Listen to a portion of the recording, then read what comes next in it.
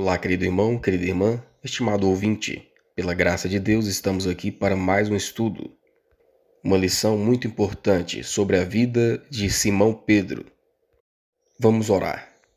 Querido Deus eterno Pai, muito obrigado, Senhor Deus, pelo dom da vida e também pela oportunidade de estudarmos a Tua Palavra. Que o Espírito Santo possa iluminar as nossas mentes, nos fazendo compreender a Tua Palavra. Te pedimos o perdão dos nossos pecados, em nome de Jesus. Lucas 22, 31 e 32. Disse também o Senhor: Simão, Simão, eis que Satanás vos pediu para vos cirandar como trigo. Mas eu roguei por ti, para que a tua fé não desfaleça, e tu, quando te converteres, confirma teus irmãos. Parábolas de Jesus, página 155. Foi por causa da autossuficiência que Pedro caiu. Foi por meio do arrependimento e da humilhação que seus passos se firmaram outra vez. A vida de Pedro nos mostra o contraste entre a fraqueza humana e a graça divina. Sua autoconfiança o levou a cair diante da tentação, mas o seu arrependimento sincero o conduziu à restauração em Cristo. O texto que nós lemos em Lucas 22, 31 e 32 nos revela o cuidado de Cristo ao interceder por ele, mesmo antes da sua queda. Assim, a vida de Pedro é um exemplo de que, apesar das falhas, quando há conversão verdadeira, Deus transforma derrotas em experiências de fortalecimento e crescimento e também serviço para a sua causa. O primeiro tópico, o caráter de Pedro. A letra A. Quando Simão se encontrou com Jesus pela primeira vez, o que o mestre lhe disse? João 1, verso 42. E o que sabemos sobre o caráter de Pedro antes da sua conversão? E levou-o a Jesus, e olhando Jesus para ele, disse: Tu és Simão, filho de Jonas. Tu serás chamado Cefas, que quer dizer Pedro. O olhar de Cristo focou em Pedro, lendo seu caráter e a história de sua vida. Sua natureza impulsiva, seu coração amoroso e cheio de compaixão, sua ambição e autoconfiança. A história da sua queda, seu arrependimento, seu trabalho e sua morte como Marte. O Salvador viu tudo isso. Foi exatamente no ponto em que se achava forte que Pedro era fraco. E só quando reconheceu sua fraqueza é que pôde perceber a sua necessidade de depender de Cristo. Então nós vemos aqui em João 1,42, Jesus muda o nome de Simão para Cefas, que quer dizer Pedro, e revelando o seu olhar penetrante e o seu conhecimento profundo do caráter do discípulo. Pedro era impulsivo, amoroso, ambicioso, autoconfiante, mas também era vulnerável e fraco justamente onde ele pensava que era forte. A sua queda futura já era conhecida por Cristo, que também via o caminho do arrependimento, da restauração e até da sua morte como mártir em favor do Evangelho. A letra B. Apesar dos defeitos que tinha, que convite Jesus fez a Pedro? Mateus 4, 18 e 19.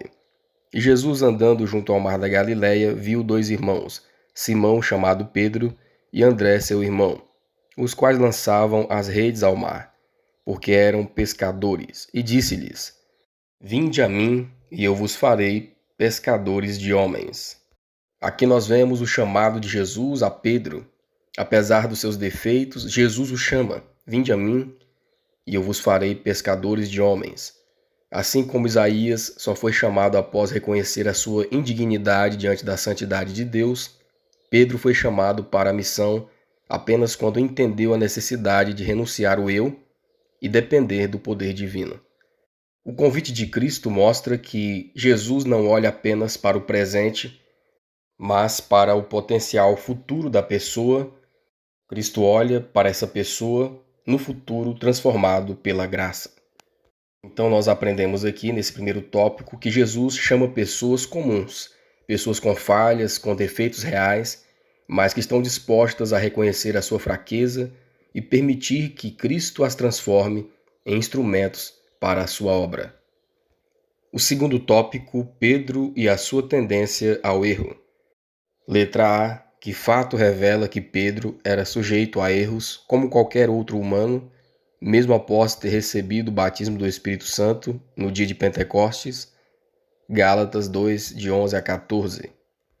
E chegando Pedro a Antioquia, lhe resisti na cara, porque era repreensível, porque antes que alguns tivessem chegado da parte de Tiago, comia com os gentios, mas depois que chegaram, se foi retirando, e se apartou deles, temendo os que eram da circuncisão.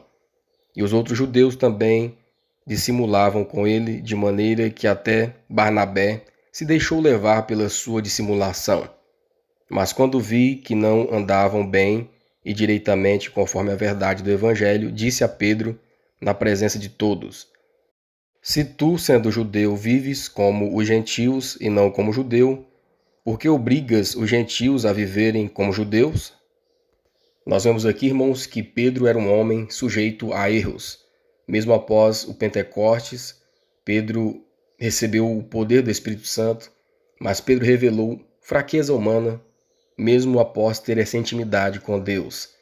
Em Antioquia convivia normalmente com os gentios, mas diante da pressão dos judeus legalistas, ele cedeu ao medo e mudou de atitude, causando escândalo e até influenciando Barnabé. Sua atitude trouxe risco de divisão na igreja, mostrando que nem líderes respeitados estão imunes a falhas. E ele então foi repreendido pelo apóstolo Paulo por causa dessa atitude que não estava de acordo com a palavra de Deus. A letra B: que lição podemos aprender com os erros e a reabilitação e reintegração de Pedro?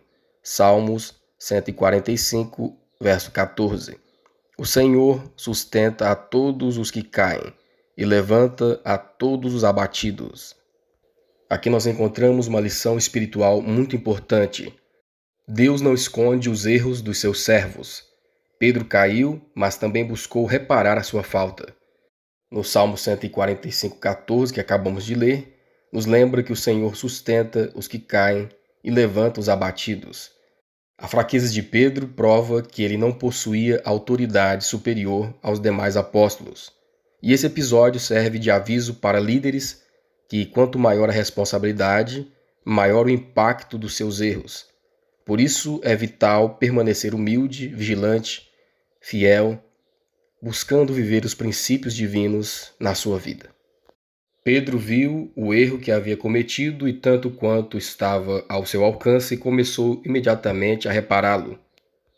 Deus, que conhece o fim desde o princípio, permitiu que Pedro demonstrasse essa fraqueza de caráter para que o provado apóstolo pudesse ver que não havia nada digno de louvor em si. Até os melhores seres humanos, deixado por conta própria, cometerá erros de julgamento. Deus também previu que no futuro alguns seriam tão enganados a ponto de atribuírem a Pedro e aos seus supostos sucessores os elevados direitos que pertencem unicamente a Deus. E o registro da fraqueza do apóstolo deveria permanecer como prova da sua tendência ao erro e ao fato de que ele não ocupava posição alguma acima dos demais apóstolos. Então nós vemos aqui, irmãos, que esta lição de Pedro nos ensina que todos somos falíveis, mas Deus pode restaurar aqueles que se arrependem. Líderes, em especial, devem vigiar para que a sua influência não leve outros ao erro. O terceiro tópico: Pedro não é o alicerce da igreja. A letra A: o que Jesus afirma sobre o alicerce da igreja? Mateus 16, de 16 a 19. E Simão Pedro, respondendo, disse: Tu és o Cristo, o Filho do Deus vivo. E Jesus, respondendo, disse-lhe: Bem-aventurado és tu, Simão Barjonas, porque não tu revelou a carne e o sangue, mas meu Pai que está nos céus. Pois também eu te digo que tu és Pedro, e sobre esta pedra edificarei a minha igreja, e as portas do inferno não prevalecerão contra ela. Então nós temos aqui, irmãos, o verdadeiro fundamento da igreja. Pedro confessou: Tu és o Cristo, o Filho do Deus vivo. E Jesus afirmou que essa verdade é o alicerce da fé, é o alicerce da igreja. A palavra Pedro significa pedra pequena, mas o fundamento da igreja não é Pedro, e sim Cristo, a rocha inabalável. Quando Cristo disse: "Sobre esta pedra edificarei a minha igreja", estava falando de si mesmo. Pedro falhou ao negar o seu mestre, mostrando que nenhum ser humano pode ser a base da igreja. Cristo, aquele que nunca errou, ele é a base de todo o fundamento da fé cristã, a base da igreja, a rocha inabalável. As portas do inferno venceram a Pedro quando ele negou o seu Senhor com maldições e juramentos.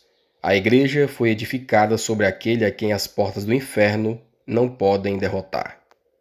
A letra B. O que outros profetas e apóstolos declararam, assim como Pedro, sobre o verdadeiro alicerce da igreja, Isaías 28:16, 1 Coríntios 3:11, 1 Pedro 2, de 3 a 6. Portanto, assim diz o Senhor Deus: Eis que eu assentei em Sião uma pedra já provada, pedra preciosa de esquina, que está bem firme e fundada.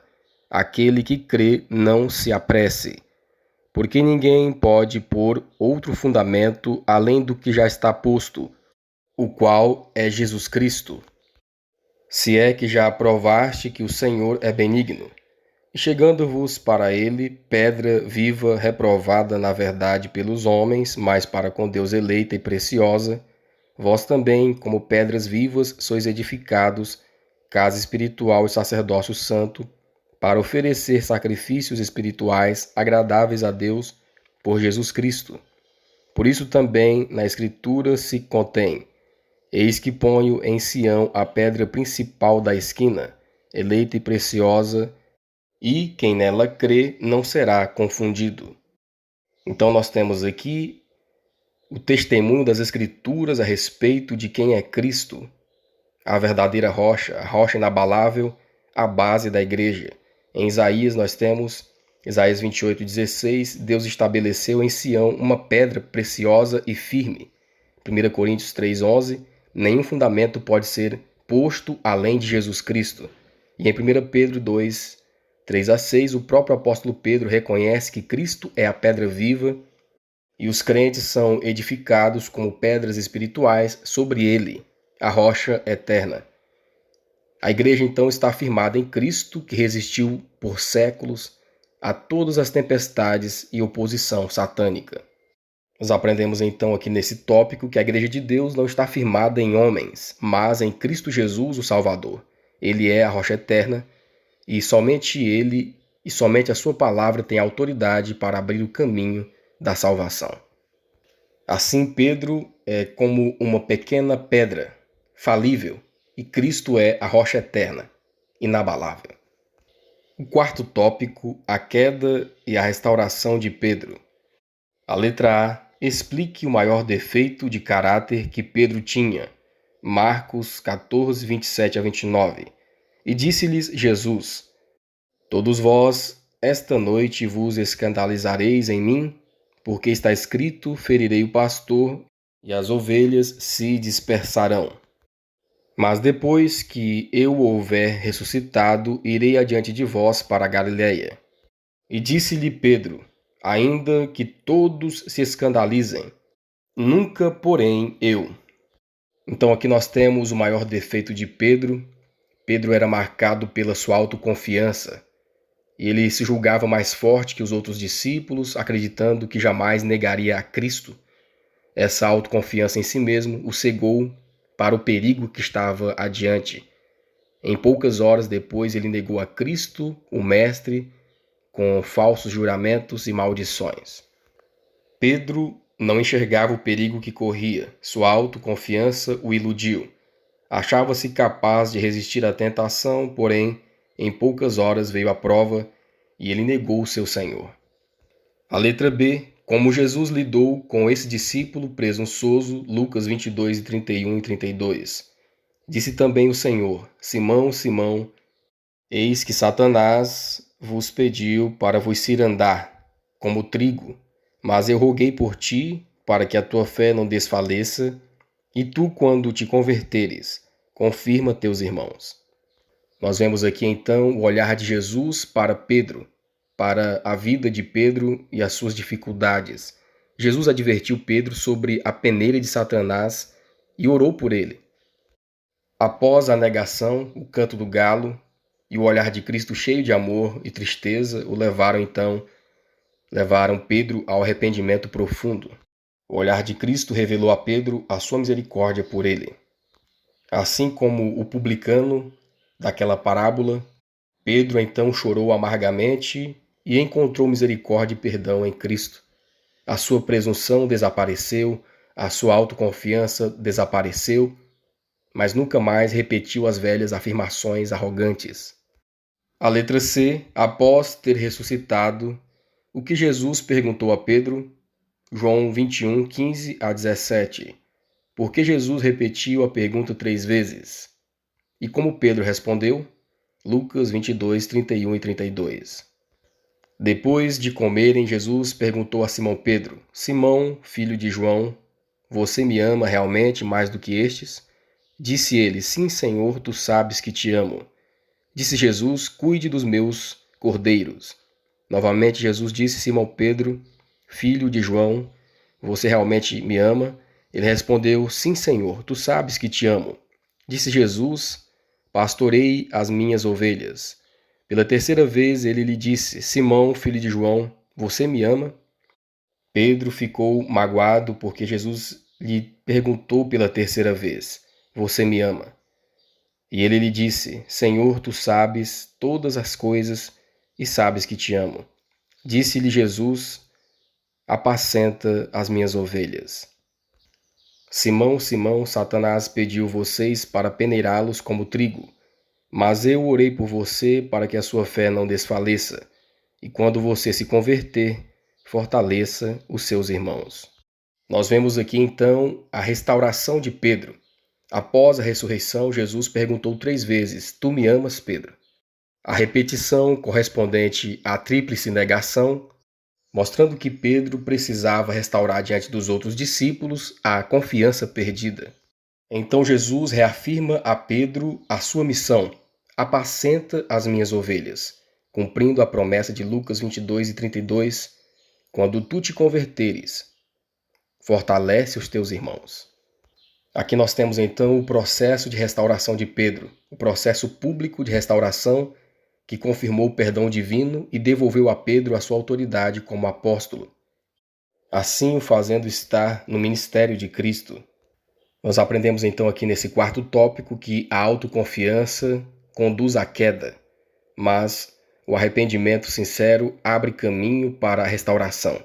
O mesmo Cristo que repreende é o mesmo que intercede, é o mesmo que perdoa e restaura a pessoa para o seu serviço. O quinto tópico confirmado no ministério. A letra A, cite algumas das principais características do discípulo. Colossenses 1, 10 e 11. Colossenses 3, 12 a 14. O que podemos aprender com o modo como Cristo tratou Pedro? Para que possais andar dignamente diante do Senhor, agradando-lhe em tudo, frutificando em toda boa obra, e crescendo no conhecimento de Deus, corroborados em toda a fortaleza, segundo a força da sua glória, em toda paciência e longanimidade com gozo. Revesti-vos, pois, como eleitos de Deus, santos e amados, de entranhas de misericórdia, de benignidade, humildade, mansidão e longanimidade, suportando-vos uns aos outros e perdoando-vos uns aos outros. Se alguém tiver queixa contra o outro, assim como Cristo vos perdoou, assim fazei vós também. E sobre tudo isto, revesti-vos do amor, que é o vínculo da perfeição. Nós temos aqui algumas características do discipulado, conforme Colossenses 1, 10 e 11, andar de modo digno, agradar a Deus em tudo, frutificar em boas obras, crescer no conhecimento, ter paciência e perseverança com alegria. E Colossenses 3, 12 a 14, fala sobre a misericórdia como característica do discipulado. Misericórdia, bondade, humildade, mansidão, longanimidade, perdão e, acima de tudo, o amor, que é o vínculo da perfeição. E nós temos aqui também as lições do modo como Cristo tratou a Pedro, mesmo o apóstolo tendo negado seu Senhor. O Evangelho, ele não desculpa o pecado, mas orienta para a confissão e reparação. Jesus lidou com Pedro com paciência, com compaixão, amor e perdão, restaurando-o após a sua queda. Essa atitude de Cristo nos ensina que líderes devem tratar os transgressores com o mesmo espírito de Cristo, um espírito de ternura, um espírito de compreensão e de graça. E um requisito essencial, primordial para o discipulado é: amas-me, é o amor. Sem o amor por Cristo, sem o amor pelas almas, os dons, como o conhecimento, a eloquência, o zelo, perdem o seu valor no ministério.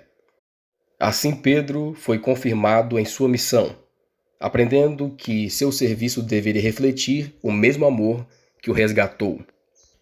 O Evangelho não se compromete com o mal, ele não pode desculpar o pecado. Os pecados secretos devem ser confessados em segredo a Deus. Mas, para o pecado público, é necessária confissão pública. A culpa do pecado do discípulo recai sobre Cristo. Isso dá a Satanás um motivo de triunfo e faz com que as almas vacilantes tropecem. Ao dar provas de arrependimento, o discípulo deve, dentro do que estiver ao seu alcance, remover esse opróbrio. A maneira como o Salvador lidou com Pedro trazia uma lição tanto para ele quanto para seus irmãos. Ensinava-os a tratar o transgressor com paciência, empatia, amor que perdoa. Embora Pedro tivesse negado seu Senhor, o amor que Jesus sentia por ele nunca enfraqueceu. Esse é o mesmo tipo de amor que o subpastor deve sentir pelas ovelhas e cordeiros confiados aos seus cuidados. Lembrando-se da sua própria fraqueza e queda, Pedro deveria cuidar do rebanho com a mesma ternura com que Cristo o tratou. Então temos aqui, pela graça de Deus, essa importante lição. Que o Espírito Santo possa fixar em nossas mentes esses ensinos sagrados. Que possamos colocar na nossa vida prática também esses ensinos. E que a graça de Deus possa cuidar de cada um de nós nas nossas vidas diárias. Nos entreguemos então ao Senhor. E assim como Pedro, mesmo com defeitos e falhas, também foi restaurado a Deus. Que possamos também na nossa vida ter a restauração de Deus na nossa vida confirmada a cada dia. Esse é o nosso desejo e a nossa oração.